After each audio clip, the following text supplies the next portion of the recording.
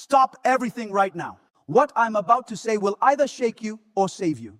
And if you feel something rising in your chest right now, that is not coincidence. That is God saying, this one is for you. How long have you been tired? Move while you feel completely stuck.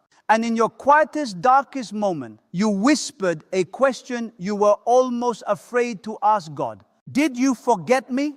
Let me answer that right now with everything inside me. He did not forget you. Waiting for you to work harder. He is waiting for you to surrender deeper. And the second you stop treating provision like it is your job to manufacture and start trusting it as God's covenant obligation to release, the river shifts, not a trickle, not a drip, a river, steady, unstoppable, uncontrollable. Water never struggles to flow. It never panics. It never checks the economy. It simply finds the lowest, most surrendered place, Adi Dati Isiti An, and floods it. God is saying to you today, become that place. The word declares it, the blessing of the Lord makes rich, and he adds no sorrow with it. No panic, no grief, no anxiety, no devil in hell that thee and no abdi Allah can stop what heaven already approved for your life. The grinding is over. The begging season is closing. The chasing has ended, and the river is already moving toward you. Stay with me. Because chosen one, your shift has already begun. Type 99 if you're ready to receive everything God has for you. I want you to think about something for a moment.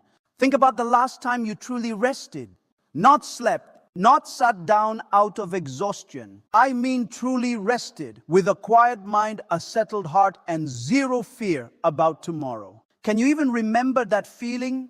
Because for most of you listening right now, rest has become a stranger, something you feel guilty about, something that feels irresponsible when the bills are still there, when the bank account is still low, when the breakthrough still hasn't come. And so you keep going.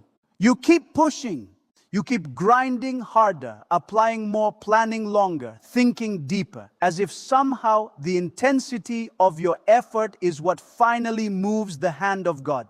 But I need you to hear this today and hear it clearly. God is not moved by your panic. He is moved by your faith. There is a difference, a massive, life-changing difference between a person who works from faith and a person who works from fear. Both of them are busy. Both of them are moving.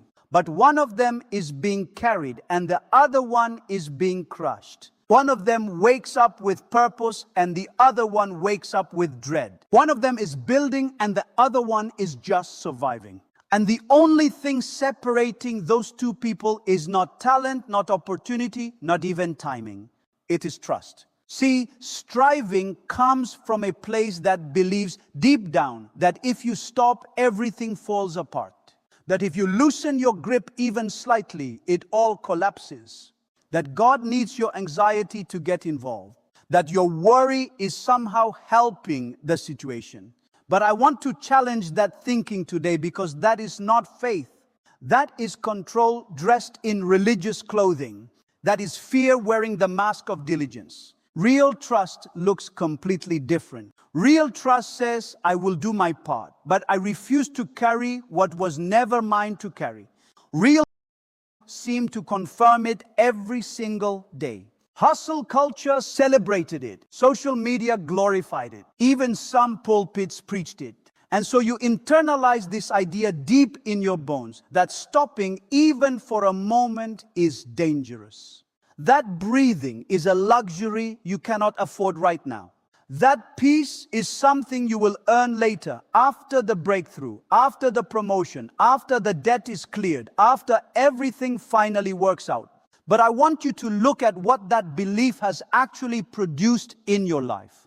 More exhaustion, more anxiety, more burnout, more of that hollow feeling where you are doing everything right and still feeling completely empty inside. You are busy but not fulfilled. You are moving but not advancing. You are producing but not prospering. And the reason is not because you need to work harder. The reason is because you have completely misunderstood what rest actually is. Rest is not the absence of effort. Rest is the presence of trust. When a child falls asleep in the back seat of a car, they are not being lazy. They are not being irresponsible. They are simply trusting completely that the person behind the wheel knows where they are going and knows how to get there safely. They are not gripping the steering wheel. They are not checking the GPS every 5 seconds. They are not panicking about the traffic. They are resting because they trust the driver. That is exactly the picture God is painting for your life right now. He is saying, I am behind the wheel. I know the route. I know the obstacles ahead. I know what is coming around the corner that you cannot see yet. And all I need from you is to stop grabbing the wheel in panic, stop screaming directions from the back seat, and simply trust me to drive. The Word of God says He gives sleep to those He loves. Did you catch that? Sleep, rest. Not as a reward for the exhausted, not as a prize for those who finally burned out completely, but as a gift, as an expression of His love.